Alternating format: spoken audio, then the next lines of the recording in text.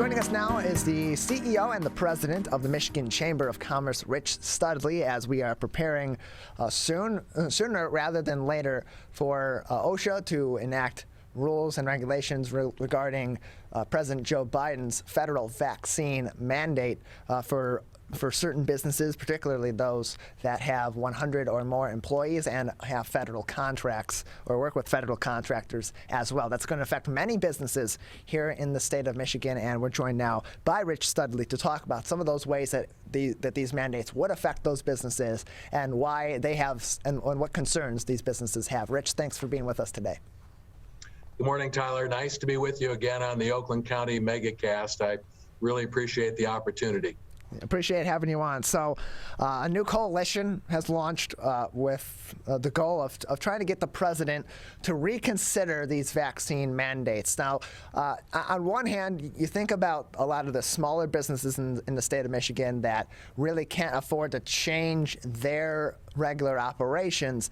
Many of those have less than 100 employees. This wouldn't necessarily affect them unless they have federal contracts or work with federal contractors on federal projects. But there are also a lot of very large businesses in the state of Michigan that would also have to, in some ways, change their business model or at least their regular operations model in order to comply with this vaccine mandate. What are some of the main concerns of this coalition that is trying to lobby the president, lobby the White House to reconsider or completely change this impending mandate? Over a month ago, President Biden announced that he had decided to establish a nationwide federal vaccine and testing mandate. Here at the Michigan Chamber and many local chambers and trade and professional associations across the state have been working to educate and inform Michiganders about the importance of making a careful decision, the opportunity to take advantage of safe and effective vaccines. So our message is not anti-vaccine. In fact, here at the Michigan Chamber, we are pro-vaccine, but we're respectful that that's an individual decision. We're concerned about a one-size-fits-all federal mandate. We established the coalition last week because today in Michigan, as we speak, no one in state government can tell you what will be in or out of President Biden's federal vaccine mandate. That is in part because the president, the White House, decided to circumvent, to not participate in the traditional federal Occupational Safety and Health Act, or OSHA, rulemaking process.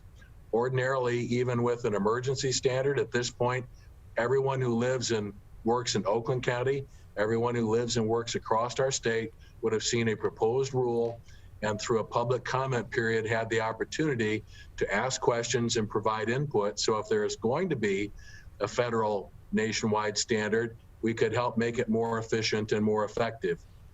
We're very respectful of the president and the governor. But what we've said to the president and the governor through the Listen to My Business Coalition, 17 trade and professional associations and local chambers representing literally thousands and thousands of employers in Oakland County and across the state have said, Mr. President, please hit the pause button. Please stop and reconsider your federal mandate. At a minimum, please go through the traditional open rule process. Tyler, you know, in Oakland County government has worked with local chambers and businesses across the state. If there's one thing employers have learned over the past year, it's how to operate safely, to protect employees and customers from COVID. But we also know that Michigan isn't like Maine or Missouri or Montana. Oakland County isn't like Oceana County up north. That manufacturers are different than the construction industry. Construction is different than retailing. These one-size-fits-all federal mandates are inherently problematic. You mentioned earlier that the president has said it will apply to employers with 100 employees. Today, I can't tell you or your viewers how they will decide who is an employee. Now, that may sound like an obvious or silly question, but in the real world, employers need to know, will this federal standard apply only to regular full-time employees? How about regular part-time employees? Or as retailers gear up for the holiday season, will it apply as well to temporary seasonal employees No one knows whether they will be covered or not. A single violation of a federal MIOSHA standard or OSHA standard can result in one employer for one accidental mistake being fined thousands and thousands and thousands of dollars. Yeah, you look at it in a couple of different ways. On the one hand, part of this mandate that's been discussed so far from the White House and outwardly, of course, the regulations of this mandate and the operations in which it's going to be enacted have not been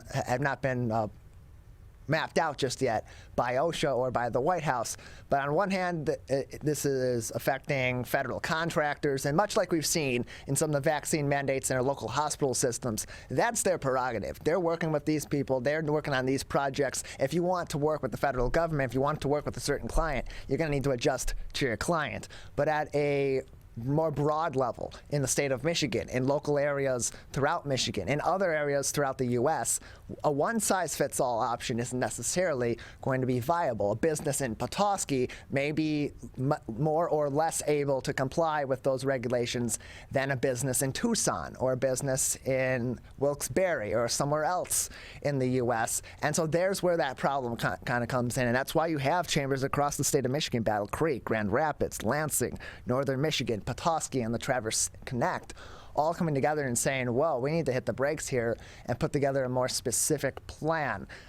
Like you said, your chamber, the Michigan Chamber of Commerce, does support vaccinations, but really wants to have that input put into this planning process. So that brings up the question of what do Michigan businesses need in terms of that communication and planning, and what are they looking for? Should there be a vaccine mandate that is eventually enacted with specific rules? What do they need in order to be able to comply properly with those mandates, but not be at a full detriment to their business operations in doing so?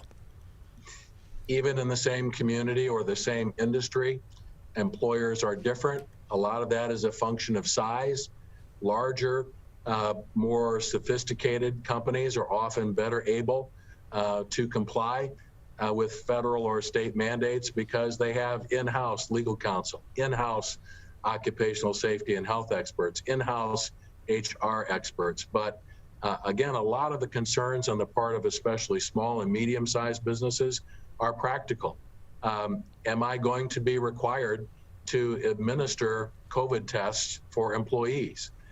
That's a question we can't answer today. The related question is, if I'm going to be required to administer COVID tests, my guess is at the Oakland County Megacast, for example, there probably isn't anyone on staff who is a registered nurse and licensed or qualified to administer COVID vaccines. What happens if an employee takes a rapid test and tests positive for COVID? Do you have to send them home immediately? What happens if you send them home and 3 or 4 days later a follow-up test indicates that they didn't have COVID? And so how would you get COVID tests? We still have employers who really had to move heaven and earth to comply last year with state and federal requirements to make sure that they had masks and gloves and gowns if it wasn't your ordinary part of a business. This mandate is completely different for an airline or a hospital than a small business owner in the hospitality industry. At the foundation, we're saying every employee, every employer should have input, and these decisions should be made on a business-by-business basis. That's why we've established a website, listen to mibusiness.com, where people can go and listen and learn. Tyler, part of the good news I wanted to share with you is we're a state plan state. That means that Governor Whitmer and the Michigan Department of Labor will implement the federal standard.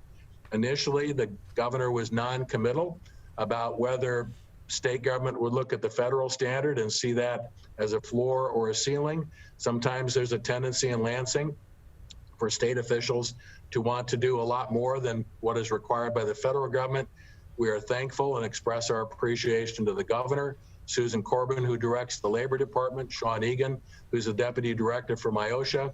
This week, in a big win for the coalition and businesses in Oakland County and across the state, MIOSHA indicated, our state agency said, they have no plans to go beyond the federal standard. So that just shows you the positive impact we can have when we ask good questions and work together at the state and local level to try and make sure if there is a regulation that it's fair, it's effective, it's affordable, it's responsible, and that it works. It's one thing to have a plan on paper, but if that plan on paper doesn't work in the real world, then it will create more problems than it solves. We're joined by Rich Studley. He is the president and the CEO of the Michigan Chamber of Commerce. Their coalition encouraging federal workers, including OSHA and the White House, to listen to local businesses and state businesses and chambers of commerce as they're enacting rules for an impending vaccine mandate at the federal level. Their website to learn more information about their efforts and what they're looking for is listentomIbusiness.com. ListentomIbusiness.com. And recently, Rich, Governor Whitmer reinstated the prevailing wage requirements. She directed a state agency in order to do so in coalition with union members across the state of Michigan. For those that are unfamiliar, what is this prevailing wage requirement, and how does that being reinstated, how will that affect Michigan businesses, particularly your chamber members? Michigan's Prevailing Wage Act was repealed by the legislature in response to a citizens' initiative, a petition drive that gathered more than enough signatures. When that happens, the proposal is submitted to the legislature for approval or disapproval. They have 40 days to take that action. They did. Duly elected members of the State House and Michigan Senate exercised their constitutional responsibility. When the legislature votes on a citizen's petition, the governor is not required to sign and cannot veto. That action took place 2 years before the governor took office. So our view is that her unilateral decision, her extra legal decision to reinstate or reenact a law is simply not something that any governor, Democrat or Republican, has to do. People of goodwill can agree to disagree on prevailing wage, but the way it was administered in Michigan before it was repealed was to increase the cost of state construction projects and local construction projects by state government if state funding was involved. It turned into a union wage requirement, discriminating unfairly against non-union workers and merit shop contractors. It increased the cost of construction projects anywhere from 10 to 15%. So we're urging the governor to reconsider.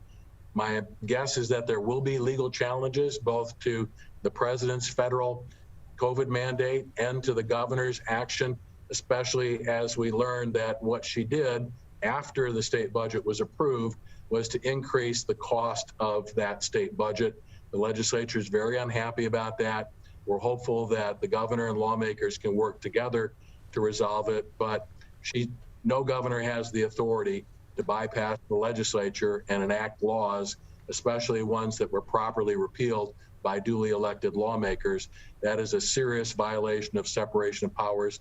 It is simply an unconstitutional act. At this time, is the Michigan Chamber of Commerce on either of those issues, the federal vaccine mandate or the prevailing wage reinstatement by Governor Whitmer, any plans to initiate or join lawsuits at this time? Our first choice, whenever possible, is to resolve important public policy issues through the legislative process, to work with the administration, whether it's the White House or the governor. We're hopeful that upon reflection, the president will hit the pause button. The governor will reconsider her unilateral and extra legal action. We're not reluctant to go to court if we have to, but that is a decision we have not made. And we always view that as a last resort.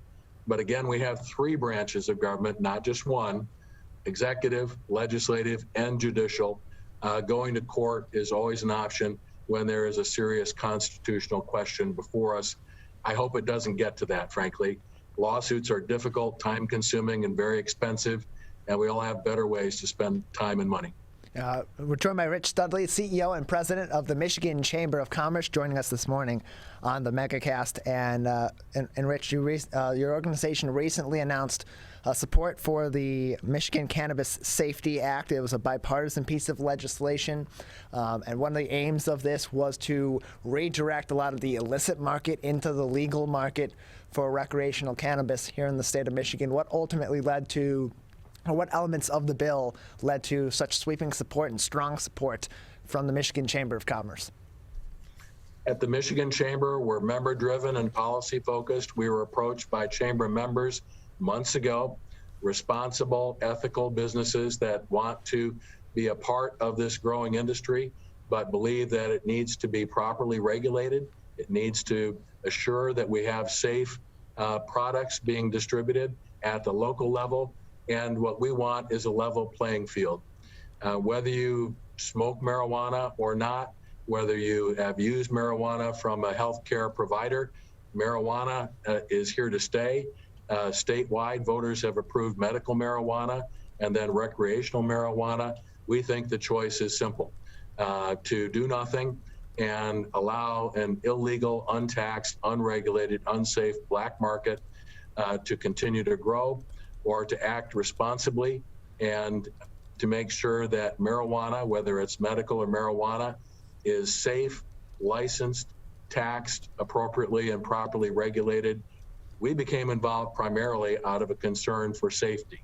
And so we want to make sure that this industry, which is growing and is here to stay, is viewed as an industry that is responsible and ethical and complies with state laws, that it's not the Wild West. And that's a challenge that we have in some communities with unlicensed or unregulated marijuana providers growing more than is allowed under the medical marijuana law and then distributing it beyond their healthcare clients to others.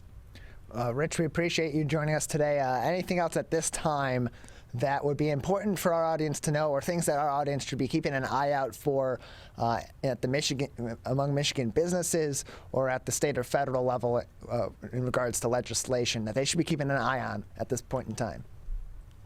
Well, thank you, Tyler. Our job is to protect and connect and strengthen our members. If you'd like to learn more about other key issues that we've been talking about today, I would ask your viewers to visit michamber.com. If you want to learn more about the federal vaccine mandate and testing program, please visit listentomibusiness.com. And again, thank you for the opportunity to be with you today. Keep up the good work.